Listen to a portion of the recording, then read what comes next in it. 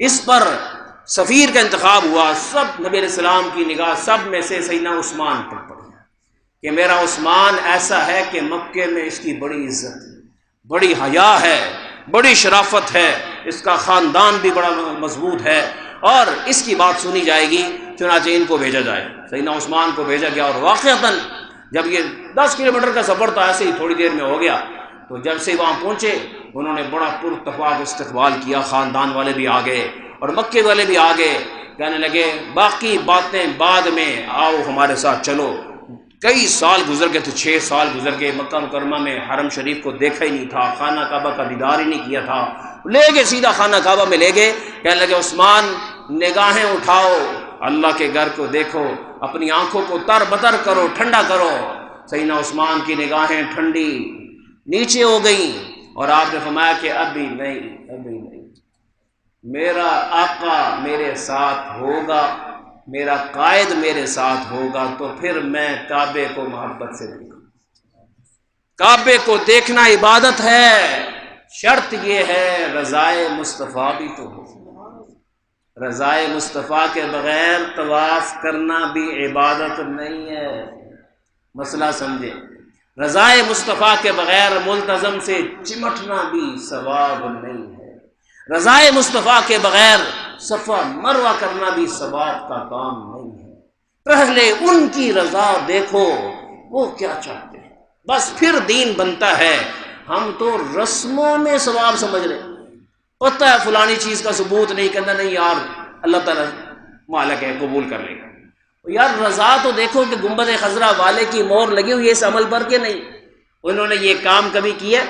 کبھی انہوں نے کبھی نہیں کیتا، اسی بس اونج ہی کری دے، اونج کرنے والے اونج ہی ہوئے گا، ثواب نہیں ملے گا۔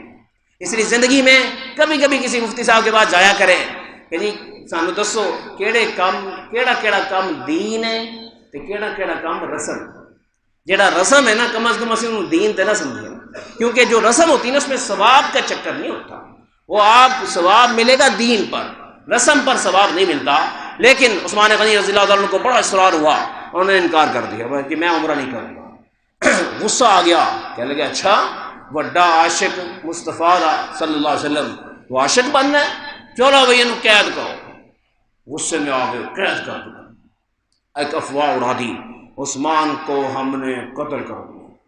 اور ادھر جب خبر 10 کلومیٹر تھا، تھوڑی دیر میں خبر پہنچ گئی، آپ علیہ السلام کی آنکھوں میں بھی پھر خون اترا اور آپ نے ہاتھ ایسے کیا، فرمایا آج محمد بھی شہید ہوگا اور 1400 صحابہ بھی شہید، آج جانیں دینی ہیں، آؤ میرے ہاتھ پر ہاتھ رکھو، وعدہ کرو، عہد کرو، بیعت کرو۔ چنانچہ 1 2 3 4 5 1400 صحابہ سے حضور علیہ السلام نے بیعت لی کہ آج ٹکا بوٹی کر دیں گے، بدلے لے کے جائیں گے۔ آج اتنا غصہ، چہرے پر انار نچڑ گیا تھا، اتنا سرخ چہرہ، اور اللہ تعالیٰ کو بھی یہ عمل بڑا پسند آیا۔ جہاں آپ علیہ السلام بیٹھ کے تھے، جہاں آپ نے یہ سارا عمل کیا، وہ ایک درخت تھا، کیکر کا درخت تھا، کیکر کے درخت کے نیچے بیٹھ کے بیعت ہو رہی ہے اور آج واپسی نہیں ہے۔ اب مدینہ بھول جاؤ، ادھر ہی قبریں بنیں گی، بس ہم نہیں چھوڑیں گے کسی کو۔ چنانچہ بیعت ہوئی 1400 صحابہ کی۔ اب یہ بیعت ہو رہی تھی، اللہ تعالیٰ کو سارا پتہ ہے کہ ہم معاملات ہیں، ابھی قید میں ہیں، ویسے افواہ اڑ گئی، لیکن اللہ تعالیٰ کو جذبہ بڑا پسند آیا کہ ایک امتی کی خاطر پوری امت کو اکٹھے ہونا چاہیے۔ یہ ہے امت پناہ۔ ہمارا کوئی کدھر پھنسا ہوا ہے، کوئی کدھر پر انسانوں کی، فلسطین ہے تو ہمیں کیا، فلانا ہے تو ہمیں کیا۔ نتیجہ یہ کہ دوستو پھر دعائیں قبول نہیں ہوتی، کیونکہ یار آپ کچھ نہیں کر سکتے۔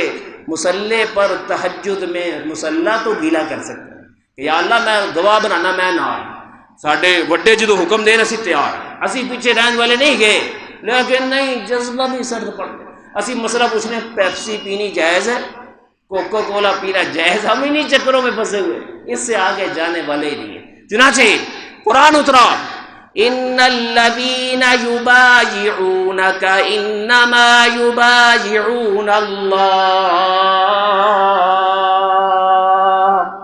فرمایا محمد تیرے ہاتھ میں جنہوں نے وعدے کیے ہیں، یہ سارے کے سارے انہوں نے بظاہر ہاتھ تیرا تھا، میں اسے اپنا ہاتھ قرار دیتا ہوں، رب کے ہاتھ میں معاہدہ ہوا۔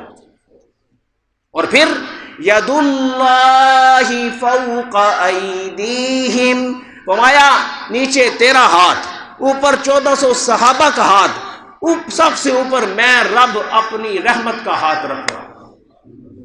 فمن نکث فانما ينکث علی نفسہ، آپ اس وعدے کو توڑنا نہیں ہے، پکے رہنا زندگی میں۔ جب بھی معاملہ آئے، امت پنے کا معاملہ آئے، سب امتیوں کو اکٹھے ہو جانا چاہیے، حتیٰ کہ پیغمبر بھی ساتھ ہم نے کر دیا ہے، وہ بھی ساتھ ہوں گے۔